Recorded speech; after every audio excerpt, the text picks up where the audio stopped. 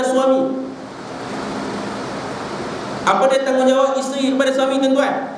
Nabi SAW bersabda, haqquz zawji 'alal mar'ati alla tahjura firashahu wa an tubirra qasamahu wa an tuti'a amrahu wa an la takhruja illa bi idni wa an la tudkhila ilayhi man yaqra. Hak suami atas isteri dia, tanggungjawab isteri dia terhadap suami dia, apa dia? Nabi kata bahawa isteri tidak boleh meninggalkan hamparan tilam suami dia. Tak boleh tinggal. Dengar tu, ibu-ibu tak boleh tinggal tempat tidur suami. Kita kat rumah kan ada bilik kita, tu tempat tidur suami tak boleh. Jangan tinggal. Jangan tidur berpalingkan suami kita. Hak tidur berpalingkan suami ni, yang tidur berpaling ni, suami kalau dia tengok isteri dia nusyuk, dia berpaling tidur. Isteri kena tahu kalau suami berpaling tidur, mana kata kita ni ada satu benda tak elok. Tapi kalau tabiat suami memang tidur lalu tu mimpi, macam mana? Faham? Ibu-ibu tak boleh tidur tempat lain melainkan tempat tidur suami dia. Nak tidur tempat lain, nak tidur dengan anak, dengan cucu, minta izin dengan suami. Boleh tak hari ni saya nak tidur dengan cucu je? Suami izin, tak apa. Jangan kita pergi sendiri, dosa. Kemudian kata Nabi, hendaklah menerima dengan baik pemberian suaminya, hendaklah taat kepada perintah suami dia. Nampak tuan-tuan? Tidak boleh keluar dari rumah suami dia kecuali dengan izin suami dia, dan tidak boleh membawa atau membenarkan orang yang dibenci oleh suaminya masuk ke dalam rumahnya. Tu tanggungjawab isteri. Kalau buat semua tu, tuan-tuan, ibu-ibu. Tapi yang tak mau buat sebab tak ada sifat kasih sayang dekat suami dia, tak ada sifat belas kasihan dekat suami dia. Nabi pernah sebut, jika aku suruh seseorang sujud kepada seseorang yang lain, sudah pasti aku suruh siapa sujud? Isteri sujud dekat suami dia.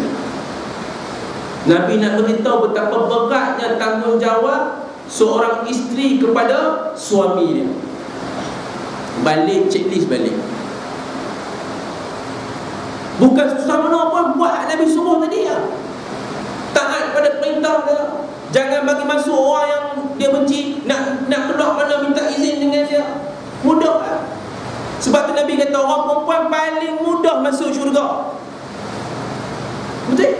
Orang perempuan paling mudah masuk syurga. Kata Nabi yang pertama, iza sallatil mar'ati khamsaha. Pertama, kalau orang perempuan dia solat 5 waktu tak tinggal. Wa shamat syahraha. Kemudian dia puasa bulan Ramadan. Puasa sunat pun dia buat. 2, 3, wa hafizat farjaha. Dia jaga kemaluan, jaga aurat dia. Yang keempat kata Nabi, wa ata'at zawjaha. Dia taat kepada suami dia. Apa kata Nabi? Dakhalat jannata rabbaha. Nabi kata apa? Isteri tadi akan masuk syurga. Mudah ya kaum ibu nak masuk syurga. Jaga solat, jaga puasa, jaga kemaluan, jaga aurat, taat pada suami. Nabi kata dakhalat jannah, masuk syurga. Seorang isteri yang taat kepada suami dia, ayyam ra'atin matat, bila ditakdirkan Allah Ta'ala tarik nyawa isteri tadi, dia mati dalam keadaan wa zawjuha anha radin.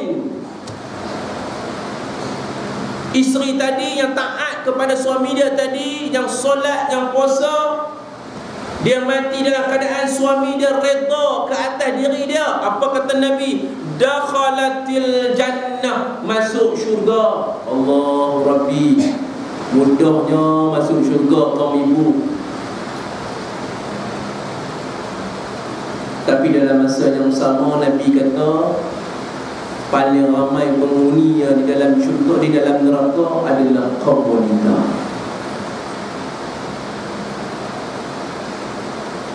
Masuk syurga mudah. tiba-tiba Nabi kata dalam neraka penghuni dia paling ramai wanita. Berlaku satu kisah kepada Nabi SAW ketika mana Nabi sedang solat solat gerhana matahari. Sahabat nampak satu ketika Nabi menggapai sesuatu, satu ketika Nabi menepik sesuatu.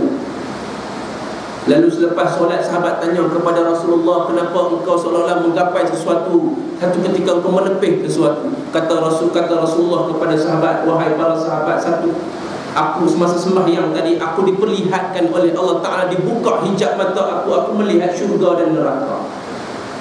Ketika mana aku melihat syurga, betapa indahnya syurga, kata Nabi SAW, tak pernah aku lihat indahnya syurga. Aku melihat banyak kebun-kebun buah, aku melihat tanan-tanan buah, aku nak menggapai buah dalam syurga. Sekiranya aku dapat ambil buah syurga, aku bagi kepada kamu ya sahabat, kata Rasulullah, kamu akan makan buah itu sampai hari kiamat. Kemudian kata Nabi, aku diperlihatkan neraka. Alangkah ngerinya aku melihat neraka, kata Rasulullah. Tak pernah aku lihat seumur hidupku tempat yang paling ngeri melainkan neraka Allah Subhanahu wa ta'ala. Lalu kata Rasulullah, aku melihat di dalam neraka itu penghuninya ramai kaum wanita. Lalu para sahabat tanya kepada Rasulullah, kenapa ya Rasulullah, kenapa penghuni neraka itu ramai adalah wanita? Lalu Nabi kata apa kat sahabat? Bikufrihim, disebabkan kekufuran mereka. Lalu sahabat tanya, adakah mereka ini kufur kepada Allah? Adakah mereka ini tak solat? Adakah mereka ini tak puasa? Adakah mereka ini berzina dan sebagainya? Nabi kata tidak.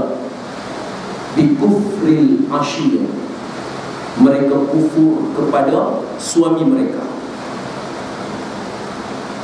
Mereka bantah suami mereka, mereka lawan cakap suami mereka. Mereka solat, kata Nabi. Mereka puasa, kata Nabi. Mereka mengaji Quran, kata Nabi. Mereka khatam Quran, kata Nabi. Mereka hafal Quran, kata Nabi. Mereka tidak berzina, kata Nabi. Mereka jaga aurat mereka, tetapi mereka suka bantah cakap suami mereka. Mereka suka lawan cakap suami mereka. Mereka tinggi suara pada suami mereka. Yang kedua kata Nabi, bikufril sad, mereka kufur akan kebaikan yang ada pada suami mereka. Kata Nabi, jika kamu membuat sesuatu kebaikan kepada isteri kamu seumur hidup kamu, tiba-tiba satu ketika kamu melakukan satu kesilapan kepada isteri kamu, nescaya isteri kamu akan menafikan seluruh kebaikan yang telah kamu berikan kepada isteri kamu. Subhanallah. Tuan-tuan, bila saya baca hadis ini, memang benar tuan-tuan. 30 tahun suami itu kahwin dengan isteri dia. 30 tahun suami itu kahwin dengan isteri dia, tak dapat anak, tetapi nafkah habis bagi. Apa yang tak ada, kereta atas nama dia, rumah nama dia, ada rumah lagi, rumah sewa, tanah lagi, apa lagi nafkah tak bagi, semua bagi. 30 tahun kebaikan yang diberikan kepada suami, kepada isteri dia.